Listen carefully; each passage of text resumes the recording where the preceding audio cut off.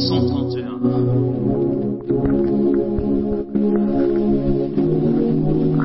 Le psalmiste dit: Seigneur, je n'ai pas le cœur fier, ni le regard hautain. Je n'ai pas pris un chemin de grandeur, ni de prodige qui me dépasse.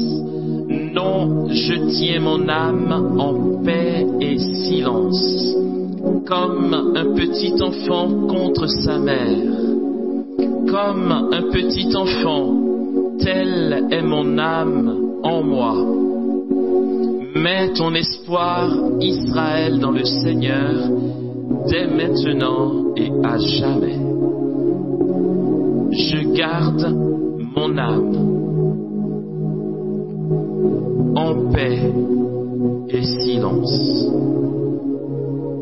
comme un petit enfant contre sa mère.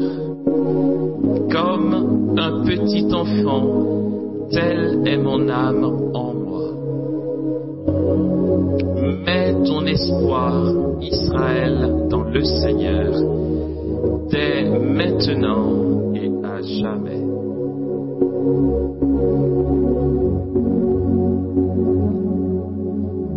Bonjour frères et sœurs, et bienvenue. Bon, vous êtes là depuis ce matin quand même. Ça s'est bien passé ce matin avec le père Ferdinand. Il est sympa, hein? Ah ouais, c'est un bon gars.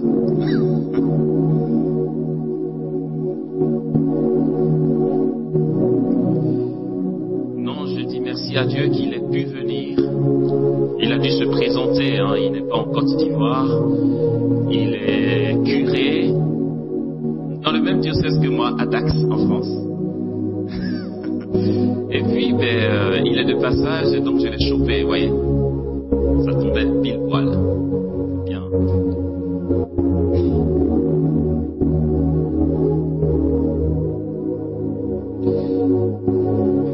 Plus ça va, et plus je me pose des questions, et aussi je creuse. Je ne le vivais pas dans le temps. Je passais mon chemin, j'étais peut-être un peu trop distrait. Bon, ça n'a pas beaucoup changé. Mais je ne réalisais pas assez la présence de Dieu qui habitait le bébé. Après, bien sûr, je suis farfelu. Vous n'allez rien comprendre de ce que je dis. Vous allez vous dire, ouais, ça c'est les propos mystico-gazeux d'Amos. Mais c'est fou. J'ai accueilli dernièrement ma belle-sœur avec son petit enfant de 3 mois. Et puis, l'enfant me plongeait en état d'oraison. C'est tellement beau, c'est tellement ça. Non mais un enfant ne sait pas être hypocrite. C'est la sincérité, la vérité même. Il a faim, il pleure. Il a sommeil, il pleure. Il a mangé, il pleure plus. Point.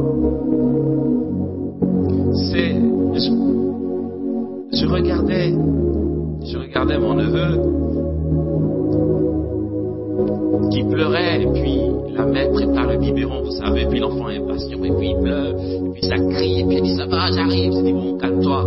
Si elle arrive, et puis l'enfant pleure. Et puis elle le prend, elle le pose sur sa jambe, elle lui met le biberon dans la bouche et tout de suite à prendre son biberon. Non mais pendant que l'enfant prend le biberon, je ne sais pas qui lui a appris ça et d'où ça vient et d'où il tient ça. Il fixe sa mère dans les yeux. Non mais moi je suis béni quoi. Je dis mais c'est quoi ce truc? Qu'est-ce qui se passe? Il voit quoi? Il contemple quoi? Il fixe la mère dans les yeux. Et il a sa consolation par le biberon. Et puis la mère le regarde bien sûr. Et puis les deux se regardent. Cet enfant de 3 mois pense à quoi? C'est tellement intense son regard. Parce que c'est un regard vrai.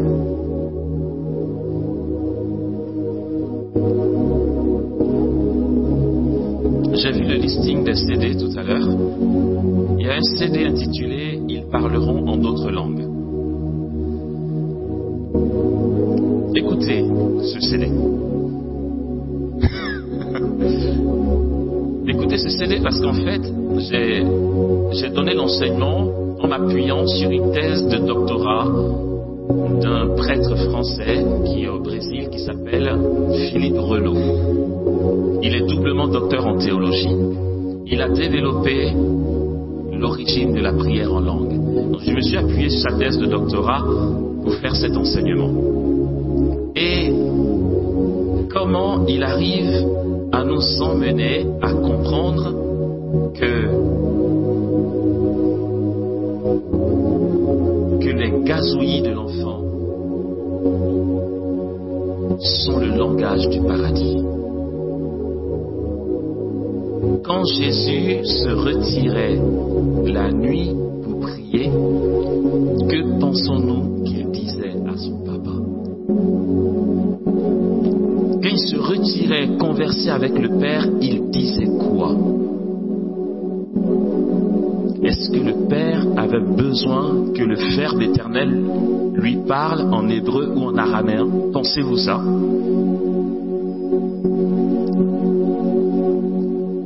Puisque Jésus est vrai Dieu et vrai homme, je ne dis pas il était vrai Dieu et vrai homme, il est vrai Dieu et vrai homme. C'est le beau mystère de la Trinité, c'est que Dieu est homme. Vous avez déjà pensé à ça ou pas? Que pensons-nous que Jésus ait dit à son Père et comment il l'a exprimé? Pourquoi Saint Paul dit que l'esprit que nous avons reçu nous donne de crier vers Dieu en disant Abba? Non, en fait, l'esprit ne nous donne pas de crier vers Dieu en disant Abba. Ce n'est pas non plus que Saint Paul ait tort. C'est qu'en fait, Paul a fait le choix d'un balbutiement. L'Esprit Saint nous donne de nous adresser au Père dans les balbutiements d'un petit enfant face à son Père. L'Esprit Saint n'est pas autant limité que ça pour n'avoir que comme mot Abba. Abba, c'est papa, d'accord? Paul fait le choix de papa parce que les syllabes sont énormes. Jésus prie son Père et il nous donne son esprit qui nous accorde de prier comme lui, son Père. Je ne comprends pas pourquoi l'Esprit Saint nous donnerait de dire Abba au Père pour que Jésus, lui, parle en araméen. Que croyons-nous qu'il se soit passé les nuits où Jésus s'entretenait avec le Père et l'Esprit? Voici comment Jésus s'exprimait, à peu près, vu que j'ai pas fait de reportage en direct.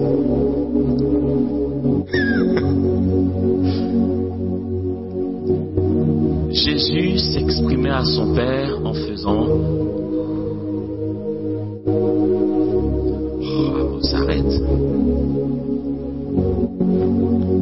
Il y avait peut-être à des moments des syllabes ou pas.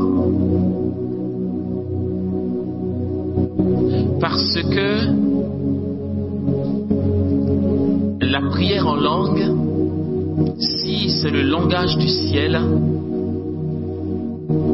cette prière en langue qu'inspire le Saint-Esprit en nous reste encore imparfaite.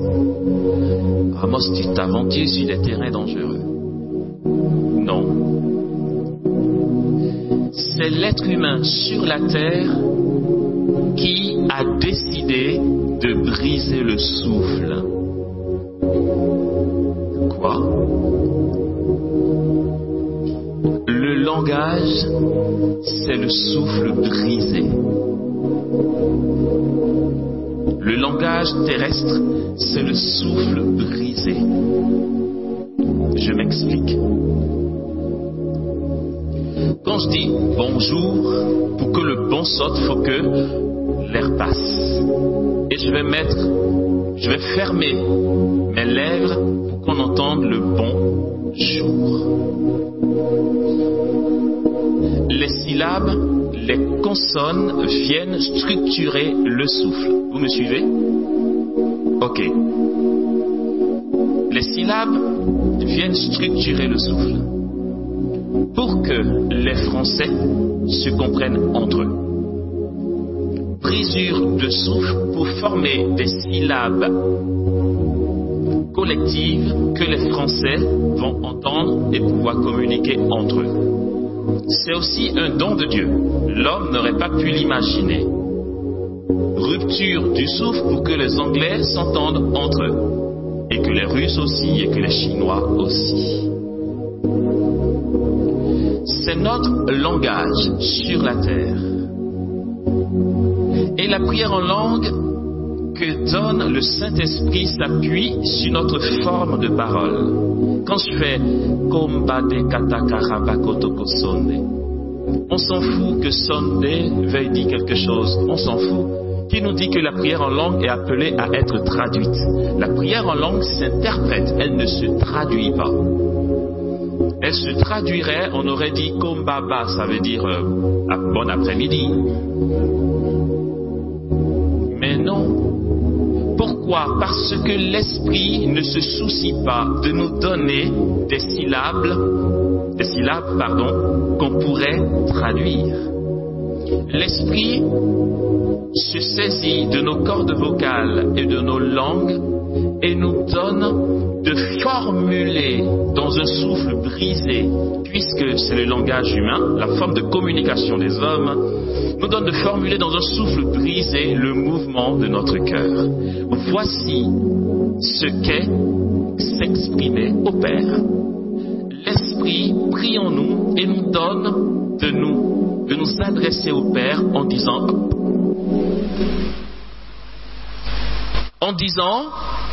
le mouvement du cœur à papa.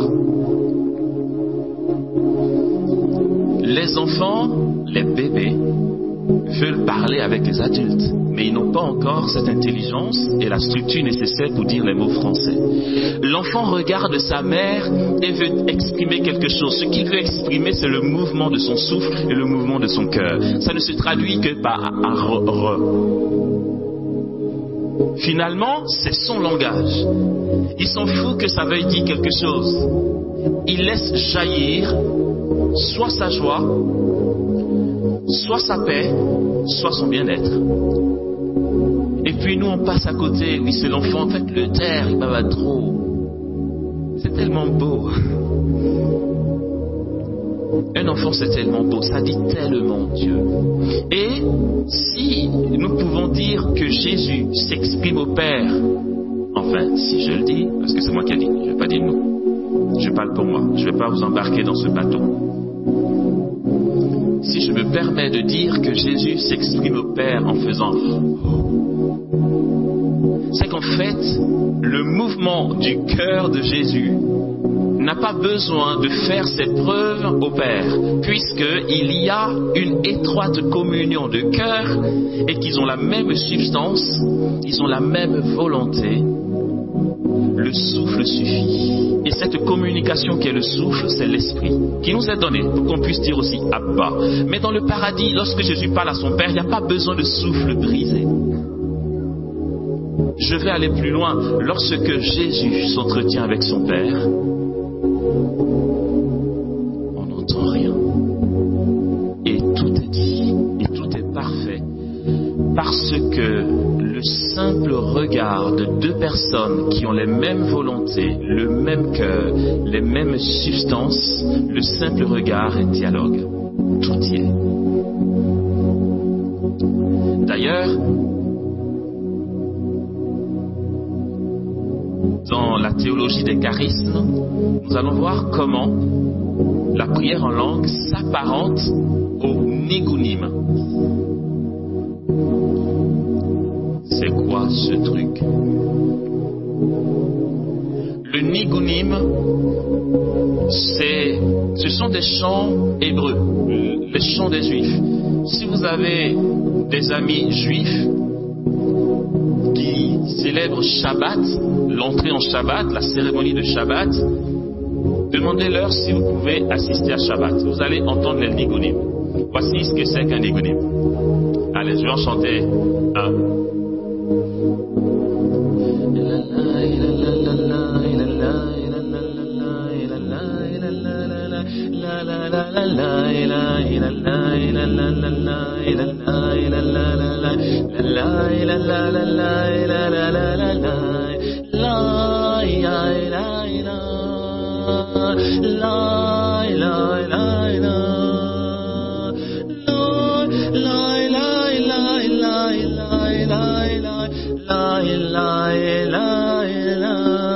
Ça c'est le nigunim.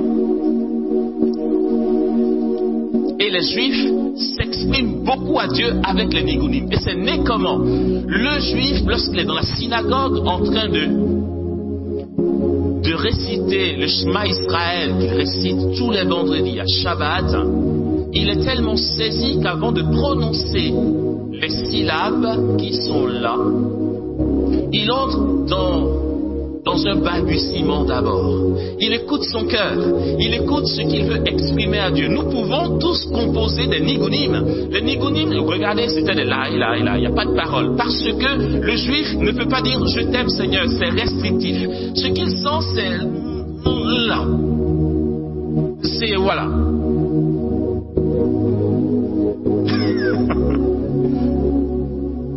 Et il va là, la. Oui, il écoute ce qu'il sent. Et puis il l'exprime à Dieu.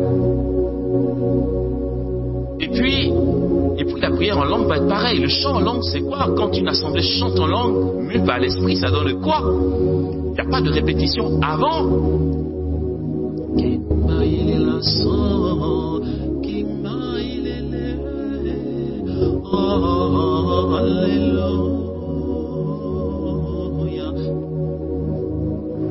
Personne m'a appris cette mélodie avant de rentrer. Mais c'est ton être qui célèbre, ton être qui loue Dieu, qui bénit Dieu. Et tout ça n'est possible que parce que, pardon si c'est nouveau pour vous, c'est le thème aujourd'hui, tout ça n'est possible que parce que Dieu est enfant.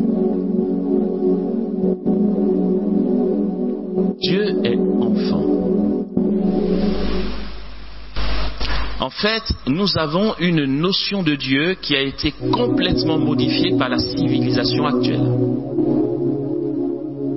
Quand on dit Dieu, on a tellement eu l'habitude d'avoir des tanoé, des arbres sacrés, le génie qui demande des sacrifices, devant qui il faut s'écraser, qu'on reporte sur notre Dieu et on pense à quelqu'un. Il est puissant, ça je ne dirais pas le contraire, mais sa puissance c'est quoi sa puissance?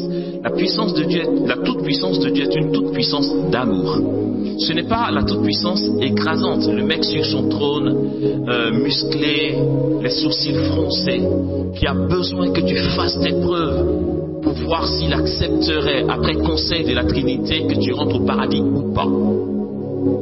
C'est pas ça Dieu. Aussi quand on grandit, ou du moins, pas quand on grandit en Dieu, quand on grandit en Dieu, on le comprend. Mais quand on a le souci d'être unis à Dieu et d'être bénis de Dieu, on pense qu'il faut qu'on soit au-dessus des autres, le maître.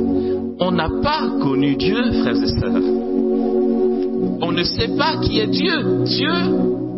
Dieu n'est pas un maître tout-puissant qui écrase. Jésus dit, vous m'appelez maître et seigneur et vous faites bien. Parce que oui, je le suis. Si moi, que vous appelez maître et seigneur, je vous ai lavé les pieds, c'est pour que vous fassiez de même. Celui, finalement, qui est digne d'adoration, c'est l'enfant. C'est celui qui est tout accueil. Celui qui est digne d'être être adoré, c'est celui à qui on s'unit, celui qui nous comble. Et l'adoration n'est pas revendiquée. Une réelle adoration n'est pas revendiquée. Les faux dieux revendiquent qu'on les adore. Ça ne se revendique pas. La vraie adoration est gratuite. C'est le choix de l'adorateur. Et ce choix vient de ce qu'il goûte de l'être adoré. La crainte de Dieu qui nous fait tomber à genoux, ce n'est pas la peur de Dieu, c'est la stupéfaction de savoir combien Dieu est gratuitement bon, mais tellement bon que tu ne peux que t'écrouler devant lui et dire, mais Seigneur, prends ma vie et tu es le seul que j'adore. Voici d'où vient l'adoration. Et cette adoration nous donne du coup d'être unis à celui qui est adoré, à l'être adoré. Dieu est enfant. Je l'ai dit ici la dernière fois qu'on a eu l'école de prière, que lorsque Jésus parle de Jean-Baptiste, il dit, parmi les enfants des hommes, il ne s'est pas levé de plus grand que Jean-Baptiste. Pourtant, le plus petit dans le royaume des cieux est plus grand que lui. Il parle de lui-même.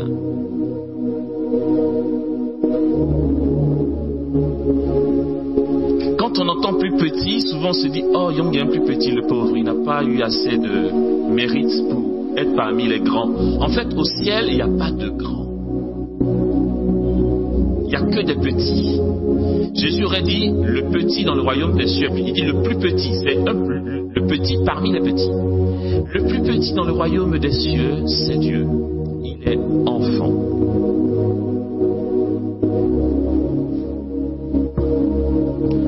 Oh, Amos, on n'a jamais entendu ça. Non, mais il n'y a pas de problème, je vous donne la permission de ne pas y croire. Si vous n'y croyez pas, on peut parier 10 milliards.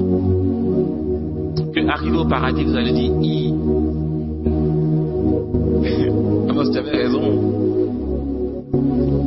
Regardez, si Dieu n'est pas enfant, il ne peut pas être éternel en 3 personnes. Ce n'est pas possible. Rationnellement, c'est pas pensable. Si le Dieu que nous adorons était un Dieu tyran, bon, on sait qu'il n'est pas tyran, on va tous dire il est amour, mais un Dieu qui quand même a un peu de fierté, un peu de muscle, tout ça, ça n'aurait pas tenu pour l'éternité en fait. Ils sont 3. Rappelons-nous, Dieu n'est pas seul, il est un en 3. Ce n'est pas une loi de servitude dans la Trinité. Le Père n'est pas le boss, et puis le Fils a un peu peur de lui, donc il est très obéissant comme un bon petit qui me fait papato en disant, tu vois, je te respecte. Non, c'est pas ça. Ça n'aurait pas duré éternellement. Il n'y a pas le boss et un petit peu en dessous qui sont des bons petits du Père, vous voyez. Le Père est enfant. Le Fils est enfant. Et l'Esprit est enfant. Rationnellement, ce n'est pas possible que le Dieu que nous adorons ait été éternel comme il est s'il n'était pas enfant, s'il n'était pas gratuit, s'il n'était pas tout don, tout amour. Sa miséricorde n'aurait pas été infinie s'il n'était pas enfant. L'enfant ne cogite pas sur tes fautes. Je viens de vous parler de mon neveu qui pleurait parce que le biberon n'arrivait pas. Mais quand le biberon est arrivé, il fixait sa mère intensément. L'enfant ne va pas dire « Attends, tu m'as fait attendre, je te fais la tête ». Non, c'est... En fait, il a le biberon, il oublie. Dieu est comme... Non, les enfants sont comme Dieu. Parce que il oublie nos péchés, il oublie nos fautes. Enfin, ils sont fous. Tout ce qui compte, c'est que quand tu as fini ta Java, il souhaite simplement que tu reviennes à lui, pour ne pas que tu te perdes par les conséquences de ton péché. Une fois que tu fais le choix de venir à Dieu, tu es tout accueilli et tu es comblé, entouré, comme quelqu'un qui n'a pas de mémoire, alors qu'il a une bonne mémoire, mais pas pour retenir la condamnation ou la faute. Tu viens et il t'accueille. Le Dieu, à partir d'aujourd'hui, faites attention au texte de la liturgie. Faites attention pour ceux qui lisent des bouquins spirituels, de théologie même, qui disent des choses justes sur Dieu. Faites attention à tout ce qui est dit de Dieu. Et voyez combien ce n'est carrément pas possible ce qu'on dit sur lui s'il n'est pas la source de l'enfance spirituelle en fait. C'est pas possible. Miséricorde infinie. Dieu pardonne tout. Jésus dit à Pierre dit combien de fois devrais-je pardonner? Voici un calculateur, ça c'est l'homme. Mais Jésus n'est pas dans les calculs. Il dit 77 fois 7 fois. 7 déjà, c'est le chiffre de la plénitude. Alors 77 fois le chiffre de la plénitude. Vas-y calculer si tu veux. Ça veut dire n'y pense même pas, tu vois. Enfin, laisse tomber, on avance mon gars. C'est pas possible que notre Dieu soit ainsi s'il n'est pas enfant. Et c'est vrai, à y réfléchir, mais là c'est rationnel, je dis mais attendez, regardons bien. Le Verbe éternel prend chair de Marie. Ok, il est né, il est resté 33 ans, et puis il est monté à la droite du Père avec son corps. J'ai dit tout à l'heure qu'il est vrai Dieu, est vrai homme. Et là, d'un coup, je réalise que le Fils est plus vieux que le Père. Le Père est resté dans l'éternité. Le Fils a pris au moins un peu de coloration à cause de ses 33 ans subis par le temps. Le Fils est plus vieux que le Père. Moi, je suis artiste peintre et je me suis promis de ne plus jamais peindre un père barbu et vieux. Parce que c'est pas vrai. Mais bon, c'est pas grave. En théologie, il est dit, on dit Dieu par analogie. Donc, c'est acceptable, on le pardonne. Dire Dieu par analogie, ça veut dire, on te fait comprendre comment est Dieu en te donnant les exemples de la terre. Ok? Si dans la Trinité, il y a un qui est père, on te parle du rôle d'un père de la terre pour que tu vois à peu près comment ça fonctionne. C'est ce qu'on appelle dire Dieu par analogie. Le Père, ou du moins le Fils, est plus vieux que le Père. Ceci dit, les trois personnes de la Trinité ne sont pas trois gamins. Ce sont des enfants. L'enfance spirituelle, ce n'est pas l'infantilisme. Ce n'est pas ça. L'enfance spirituelle n'exclut pas la maturité. Il te faut être mûr pour mieux aimer. Sinon, tu ne peux pas aimer. Ce n'est pas la dépendance à quelqu'un. L'enfance spirituelle n'exclut pas l'autonomie. Le psaume que je viens de lire, Jean-Luc, tu me dis à quelle heure je fais la pause. Hein? Le texte que je viens de lire était le psaume préféré de Sainte Thérèse de l'Enfant Jésus. Elle a adopté ce psaume. Seigneur, je n'ai pas le cœur fier, ni le regard hautain. Je n'ai pas pris un chemin de grandeur et de prodige qui me dépasse. Non, je garde mon âme en paix et silence, comme un petit enfant contre sa mère. Comme un petit enfant contre sa mère, telle est mon âme en moi.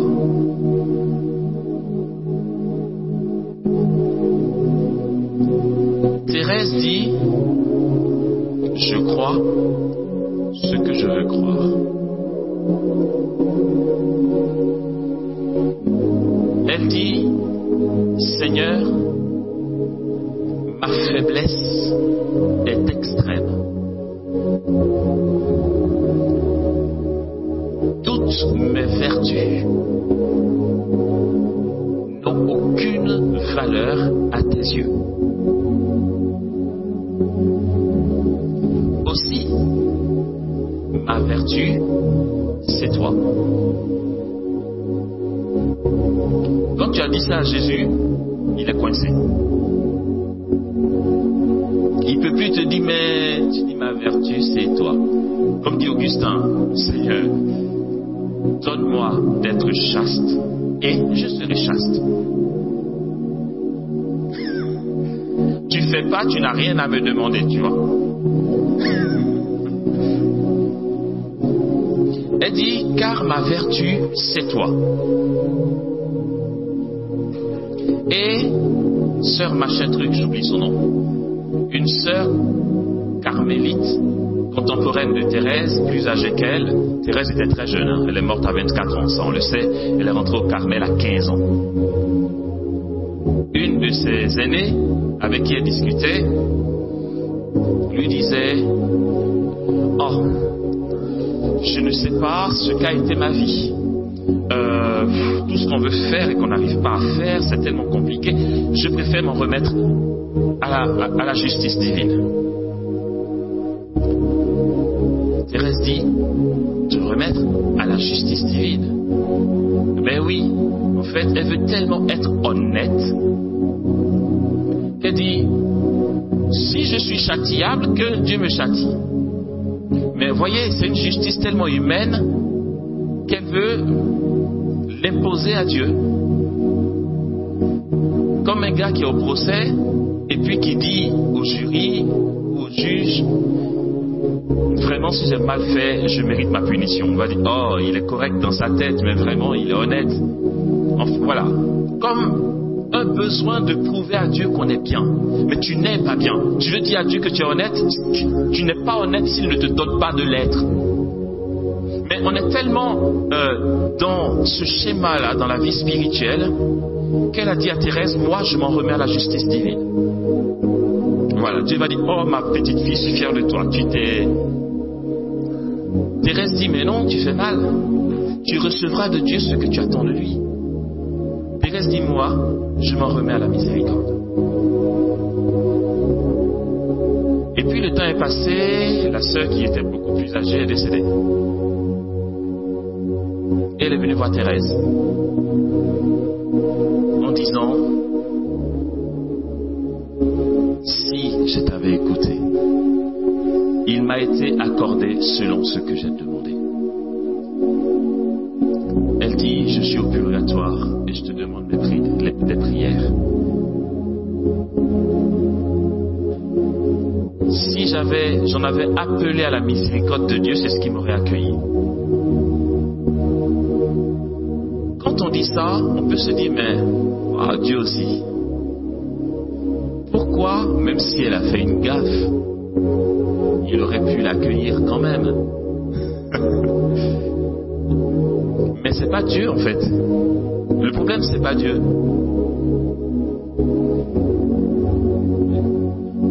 Attendez. De l'autre côté, voici comment ça marche. Pouf! On te dit le paradis c'est là-bas. Les portes sont ouvertes. Tu vois une lumière. Et là tu dis, je peux y aller? Si tu dis ça, déjà, c'est que tu as un truc à te reprocher. Dieu n'est même pas encore intervenu, tu vois. Thérèse dit, je m'en remets à la miséricorde. Si elle comparait qu'elle voit les portes ouvertes avec, on dit, c'est là qu'on passe par le paradis, elle dit, j'y vais. Je me dis, attends, tu t'es confessé avant de mourir, tu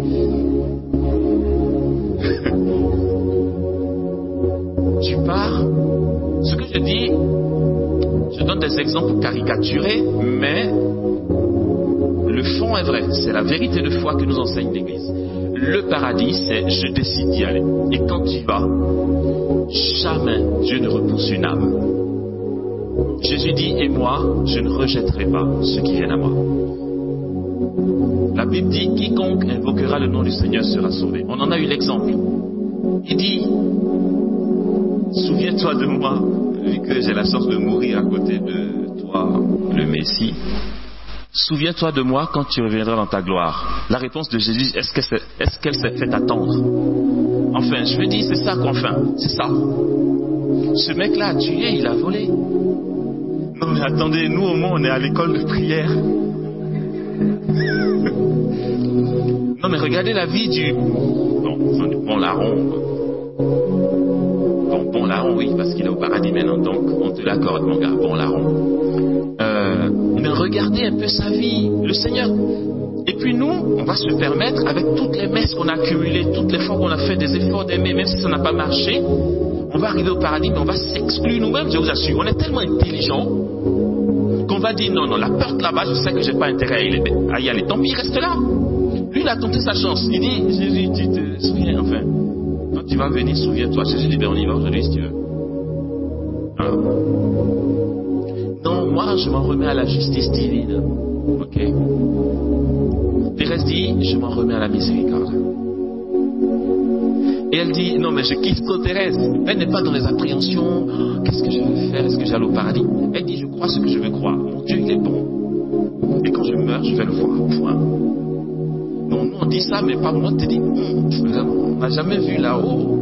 Pourquoi on entend parler d'enfer, des âmes du purgatoire viennent, je souffre, tout ça, tu te dis, toi, tu es comment par rapport à eux pour que tu ailles directement? Il faut croire en la miséricorde. Elle dit, je crois ce que je veux croire. Elle dit, mon ciel, je le passerai à faire du bien sur la terre. Elle sait qu'elle va aller au ciel.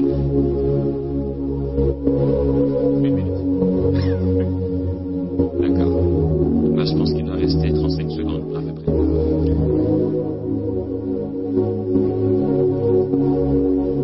Et donc, cet après-midi, j'ai pensé faire cette introduction que je vais terminer et qu'on va reprendre. Et puis on ne le fait pas beaucoup, mais ça va être très simple cet après-midi. Je nous invite à vivre la vie de Thérèse. C'est-à-dire, on va parler sur les œuvres de Thérèse, sur ses écrits. Et ses écrits, je l'aime trop celle-là. Au paradis, on ne se marie pas, c'est dommage. Allez, ça va, je déconne. Non, mais elle écrit, elle dit, je crois ce que je veux croire. Bon, si on se marie, c'est pas si entre Marie-Madeleine et elle, je sais pas, ça va être match. Ouais, bon, après, je l'ai jamais vu, Marie-Madeleine. Il paraît qu'elle était canon. Elle dit, je crois ce que je veux croire. Elle a écrit selon l'élan de son cœur ce qu'elle vivait de Dieu et avec Dieu. Librement, elle ne s'est pas prise la tête en disant mais est-ce que les théologiens de l'Église n'ont pas trouvé que j'exagère en disant ça et tout? Elle dit non, je ne tremble pas devant toi Jésus, car ma vertu est toi. Et elle a écrit ça à une époque de l'Église où le côté miséricorde n'était pas aussi prêché qu'aujourd'hui. La justice de Dieu était plus prêchée que la miséricorde. Aujourd'hui, ça nous paraît plus ou moins acceptable. Au temps de Thérèse, c'est là où elle a vraiment été prophétique. Elle était à une période d'Église où tout ce que l'on sait sur la miséricorde aujourd'hui n'existait pas forcément. C'était des prédications, des homélies avec des prêtres super guindés, droits, voyez, qui marchent comme des i. Tu t'es confessé, s'il y a un truc de travers, attention, je te donne pas l'absolution, tu vas d'abord aller faire 10 jours de pénitence à marcher à genoux pour revenir. C'est à peu près là, l'ambiance. Et puis au milieu de tout ça, Thérèse dit, je ne tremble pas. Parce que ma vertu, c'est toi. Elle raconte cette histoire, je finis les yeux.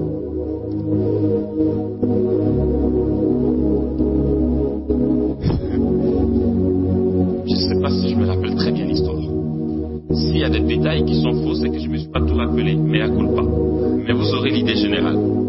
Thérèse raconte que c'est un chasseur qui cherche le gibier. Et puis, il voit un lapin. Le lapin ne paraissait pas adulte parce qu'il était encore plus petit. Sauf que lui, il ne voulait pas. Ah non, attends, on ne va pas le laisser comme ça. Ça doit tendre sa chair. Donc, le chasseur, il a senti, il court derrière le lapin.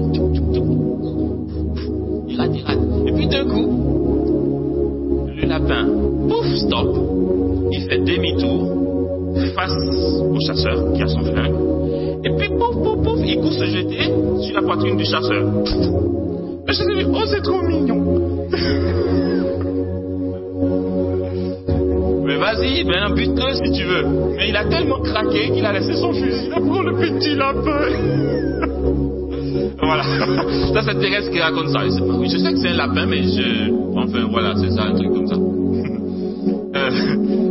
Donc, le bourreau qui cherchait à tuer a craqué, quoi. Il dit, non, mais attends, ces projets sont tombés à l'eau, c'est trop chou. Il a sauté, mais attends, je suis en danger, je cherche du refuge, c'est toi mon refuge, tu vois. Thérèse dit, je ne tremble pas, ma vertu, c'est toi. Maintenant, si tu veux, faut me jeter, si tu veux, ça t'intéresse. Voilà.